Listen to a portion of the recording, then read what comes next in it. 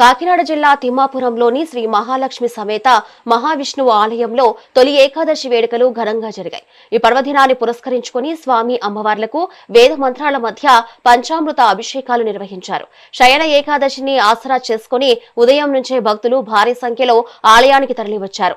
మహావిష్ణువును దర్శించుకుని ప్రత్యేక అభిషేకాలను తిలకించిన భక్తులు అనంతరం తీర్థ ప్రసాదాలు స్వీకరించి భక్తిభావం చాటుకున్నారు.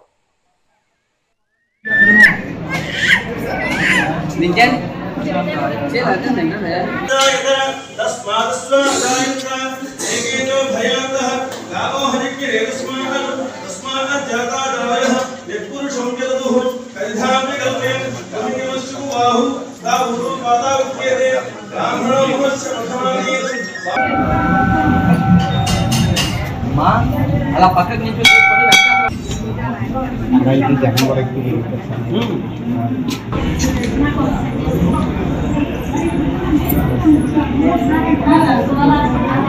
నారాయణాయ ఓం విష్ణవే నమః.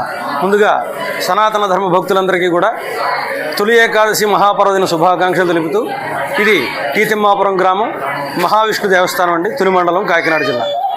ఈ ఆలయం యొక్క ప్రత్యేకత ఏంటంటే, ఇంచుమించుగా భారతదేశంలో ఇది ఒకానొక ఆలయంగా ప్రసిద్ధి చెందుతుంది. ఒకే గర్భగుడిలో ఒకే పీఠంపై శేషపాన్పై లక్ష్మీదేవి విష్ణుమూర్తి కొలువు తీరినటువంటి ఆలయం ఈ తిమ్మాపురం విష్ణుమూర్తి ఆలయం. ఈరోజు తొలి ఏకాదశి. ఈ తొలి ఏకాదశి యొక్క విశిష్టత ఏమిటంటే, ఈరోజు శ్రీమన్నారాయణమూర్తి యోగ నిద్రలోకి వెళ్ళి ఆ యోగ నిద్ర ద్వారా మొత్తం లోకా సమస్త సుఖనోభవంతు, లోకాన్ని అంతటినీ కూడా తన యొక్క యోగ నిద్రతో చల్లగా చూసి వైకుంఠ ఏకాదశి రోజున మెలకువ తెచ్చుకుని ఉత్తర ద్వారం ద్వారా దర్శనమిస్తారు.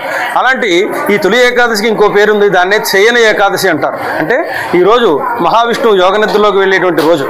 ఈ సందర్భంగా తొలి ఏకాదశి రోజున జరిగేటువంటి మన యొక్క సాంప్రదాయ ఆచారం ఏమిటి అంటే, కొత్తగా పెళ్ళైనటువంటి పెళ్లి కొడుకులు కానీ పెళ్లి కూతురు కానీ ఉంటే మళ్ళా ఈ రోజు వాళ్ళని కొత్త పెళ్లి కొడుకు పెళ్లి కూతురుగా అలంకరించి ఆ విష్ణుమూర్తి లక్ష్మీదేవి యొక్క అనుగ్రహాన్ని వాళ్ళకి ప్రసరింపజేసి తద్వారా వంశాభివృద్ధి సంతానాభివృద్ధి కూడా పెంపొందుతాయని చెప్పి మన యొక్క సాంప్రదాయ ఆచారం కూడా కొనసాగుతోంది.